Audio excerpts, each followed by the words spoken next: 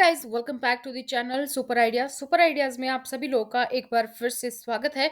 आज है 25 दिसंबर, तो देश प्रदेश की बड़ी खबरों पर एक नजर डालते हैं।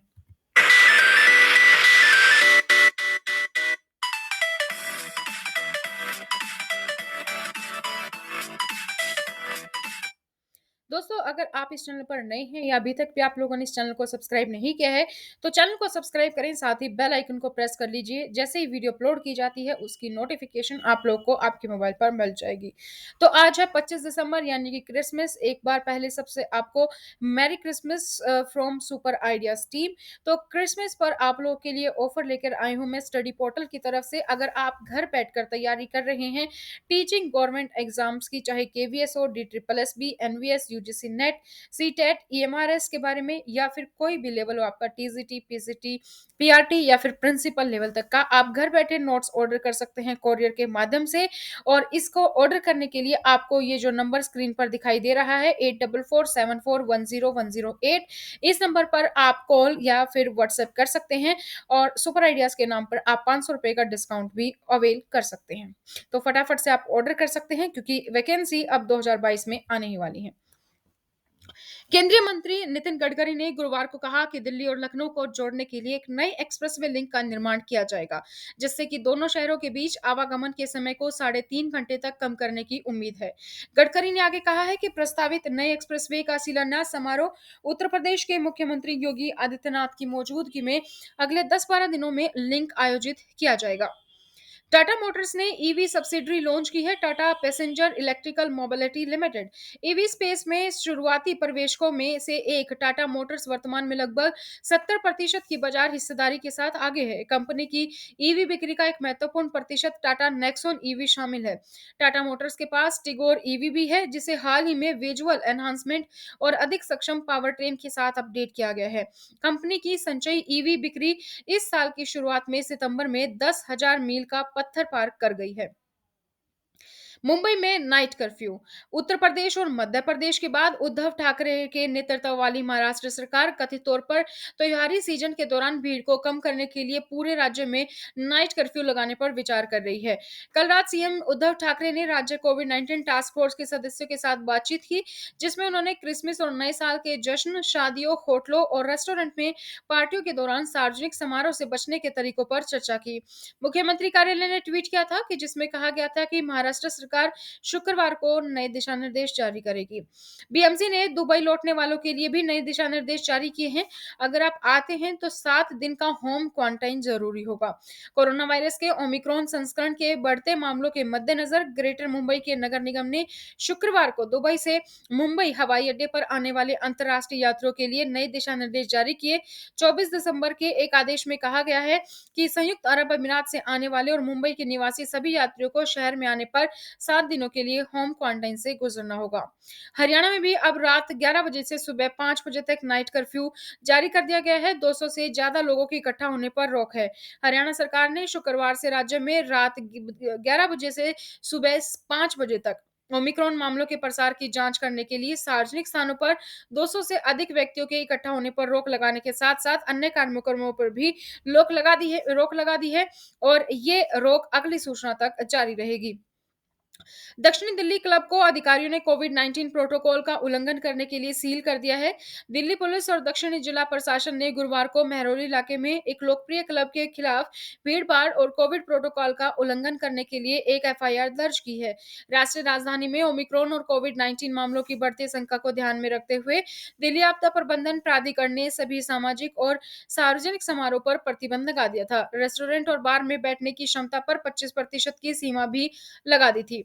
डीडीए ने कहा है कि 4 श्रेणियों में बिक्री होगी। फ्लैट उच्च आय समूह यानी कि एलआईजी फ्लैट, मध्यम आय समूह यानी कि एमआईजी फ्लैट, निम्न आय समूह यानी कि एलआईजी फ्लैट। तो जनता फ्लैट्स होंगे ये, जो कि पिछली आवास योजनाओं में बेचे गए थे और अब एक बार फिर से पेश किए गए हैं छूट की दर के साथ। दिल्ली विकास प्राधिकरण यानी कि डीडीए ने गुरुवार को एक विशेष आवास योजना शुरू की, जिसमें रोहिणी, द्वारका, जसोला, वसंत कुंज, पश्चिमी विहार और नरेला सहित विभिन्न स्थानों पर 18,000 से अधिक फ्लैट्स बिक्री पर हैं। भारतीय रेलवे ने आज से नए साल तक हावड़ा मुंबई रूट पर 14 ट्रेनें रद्द की हैं। भारतीय रेलवे ने गुरुवार को ट्रेनों को रद्द करने पर एक ताजा अधिसूचना जारी की है और कहा कि उसने बिलासपुर रेलवे डिवीजन में गैर इंटरलॉकिंग कार्य के कारण हावड़ा मुंबई मार्ग पर 14 यात्री ट्रेनों को रद्द कर दिया है।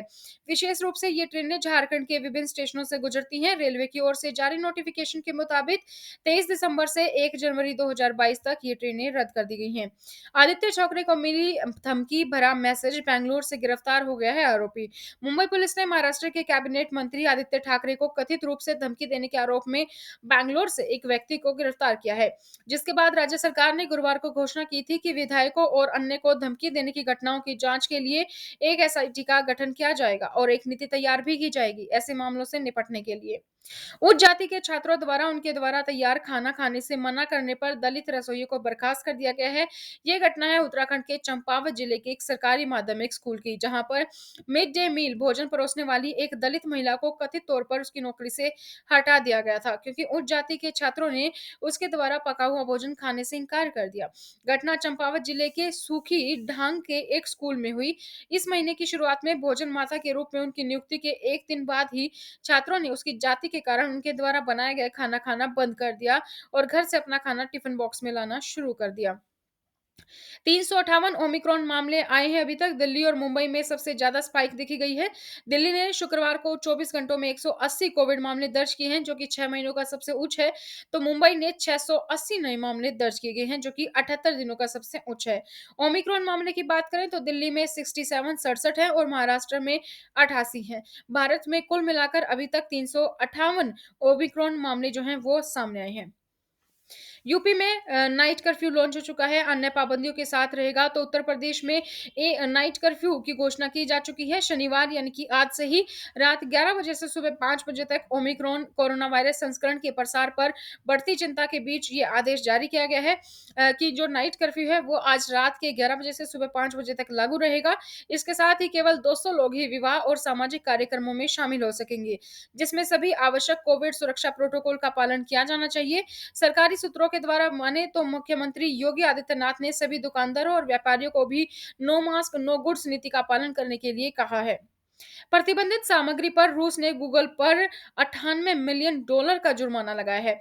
मॉस्को की एक अदालत ने अवैध सामग्री को हटाने में बार बार विफल होने के कारण शुक्रवार को गूगल पर अभूतपूर्व भारी जुर्माना लगाया है, क्योंकि रूसी अधिकारियों ने विदेशी तकनीकी दिग्गजों पर दबाव डाला।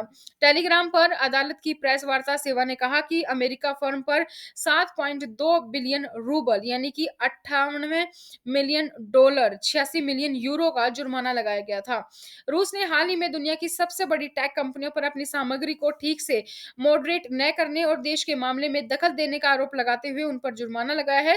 हालांकि मेटा यानी कि फेसबुक, ट्विटर, गूगल और अन्य विदेशी टेक दिग्गजों को जो जुर्माना मिला वह अरबों में नहीं बल्कि दसियों लाख रूबल तक बढ़ा है। टैक्स छापेमारी में यूपी के कारोबारी के घर मिले 150 करोड़ रुपए। और केंद्रीय और अभी गिनती जारी है। केंद्रीय अप्रत्यक्ष कर और सीमा शुल्क बोर्ड के अध्यक्ष विवेक जोरी ने बताया कि इत्र उद्योग से जुड़े कानपुर के कारोबारी पीयूष जैन से जुड़े परिसरों पर छापेमारी कर 150 करोड़ रुपए से अधिक की नकदी बरामद की गई है। उन्होंने कहा कि यह सीबीआई सी के इतिहास में सबसे बड़ी वसूली है। अब तक कोई गिरफ्तारी नहीं हुई है इतनी बड़ी। छापेमारी की तस्वीरी में दो बड़े वार्डरोब में नकदी के दो पहाड़ दिखाई दे रहे थे, जबकि सभी बंडलों को कागज के कवर में लपेटा गया था और पीले टेप से सुरक्षित किया गया था। प्रत्येक तस्वीर में 30 से अधिक बंडल दिखाई दे रहे थे। हरभजन सिंह ने खेल के सभी प्रारूपों से संन्यास लेने की घोषणा कर दी है। भारत के सबसे सफल गेंदबाजों में से एक हरभजन सिंह ने पेशेवर क्रिकेट में 23 साल बाद खेल के सभी प्रारूपों से आधिकारिक तौर पर संन्यास की घोषणा की है। जालंधर के 41 वर्षीय खिलाड़ी ने अपने कैरियर में टीम इंडिया के लिए 103 टेस्ट, 236 वनडे और 28 टी20 खेले हैं। सभी अच्छी चीजें समाप्त हो जाती हैं और आज जब मैं उस खेल को अलविदा कह रहा हूं जिसने मुझे जीवन में सब कुछ दिया है, मैं उन सभी को धन्यवाद देना चाहता हूं जिन्होंने इस 23 साल की लंबी यात्रा को सुंदर और यादगार बनाया। मेरा दिल से धन्यवाद। ये ट्वीट किया है हरभजन सिंह ने।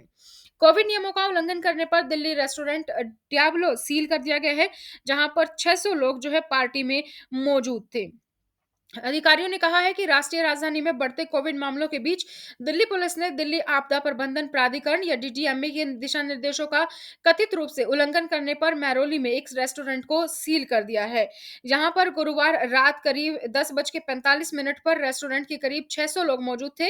रेस्टोरेंट में प्रचलित कोविड प्रोटोकॉल का पूर्ण उल्लंघन करते हुए ये कार्यक्रम आयोजित किया जा रहा था। तो दोस्तों, ये थी देश प्रदेश से जुड़ी कुछ खबरें। इसी तरीके से हर खबर पाने के लिए चैनल को करें सब्सक्राइब और बेल आइकन को प्रेस, ताकि जैसी वीडियो अपलोड हो उसकी नोटिफिकेशन आप लोग को मिल सके। साथ ही वीडियो को लाइक और शेयर करना ना भूलें। आप हमें सोशल मीडिया पर फॉलो कर सकते हैं, लिंक डिस्क्रिप्शन बॉक्स में है।